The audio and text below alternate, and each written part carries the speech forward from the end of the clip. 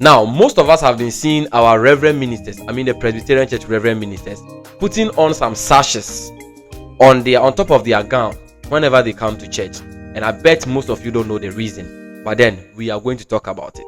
They all have their significant and respective meaning and their rank.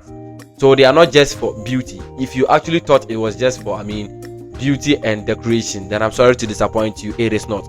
They all have their respective function or their respective meaning, and we are actually going to dig into it. Sorry. Now, before someone can be qualified to wear a robe or that cassock, we call it cassock, or gown, and the stole, that is the one that you call sashes, the person or the minister should have been ordained. And when I say ordained, or if I mention ordained, then let me talk about the other part. Are they ministers who are not ordained? Yes. When you want to be a reverend minister, you school for 5 years. Out of that 5 years, 3 years you spend them in class, then 2 years will be for probation. Probation is actually the one that it's more or less like service, other profession going for service and other stuff. In minutes, for you to become a minister too, you have to go for probation. That is normally like the service. You will be commissioned to a local congregation or a district minister.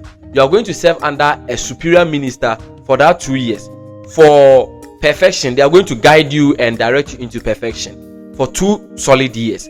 Now, after the 2 years, you will now be ordained as a reverend minister. That is when you are now qualified to wear a gown or the cassock that I'm talking about with the stole on. Do you understand?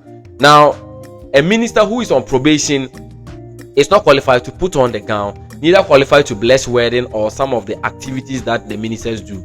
So what they normally wear during probation time is they put on suit and clerical, they call it clerical collar. As of normal collar now, round one, we call it clerical collar. So they can put on suit and a clerical collar, but not a robe and a sash or a stole. I hope you get that. Now, whenever you see a minister putting on a stole or the sash, we have them in different colors. We have the kente designed color, we have the blue one, we have the white one, we have the black, we have red. Now, whenever you see them putting them on, do you just think it's for beautification? No, just as I told you earlier on, they all have their meaning and their ranks. Now, if we are getting to it, we will start from white. Now, you see a minister putting on a white sash or white stole. What does it mean, or what does it tell us? It only tells us that that person is a moderator, General Assembly moderator, and a clerk. So General Assembly moderator and clerk, they put on white stole. So the moment you see them, you should know that these people are what? They are moderator and clerk from General Assembly Street. Now we have red stole,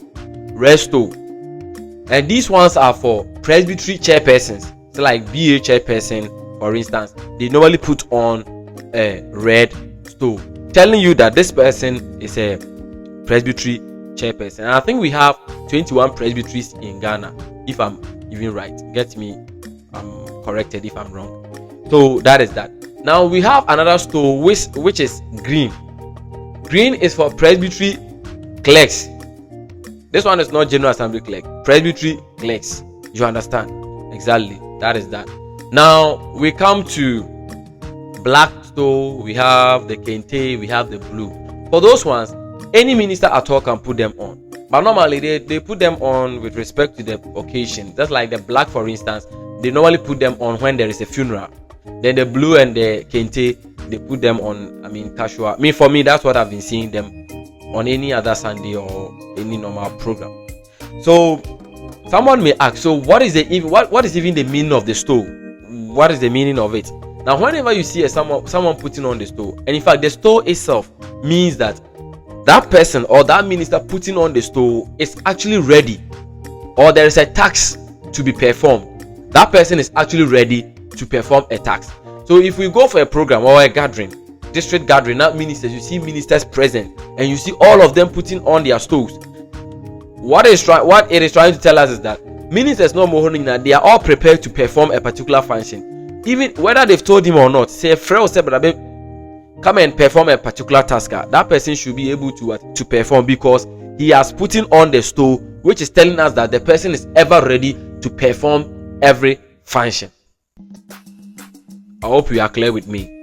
That is that. So the stole is not just for beautification, though it makes it beautiful. Yeah, it makes it beautiful. But then, this is the main reason, the main purpose. We have ranks, respective ranks.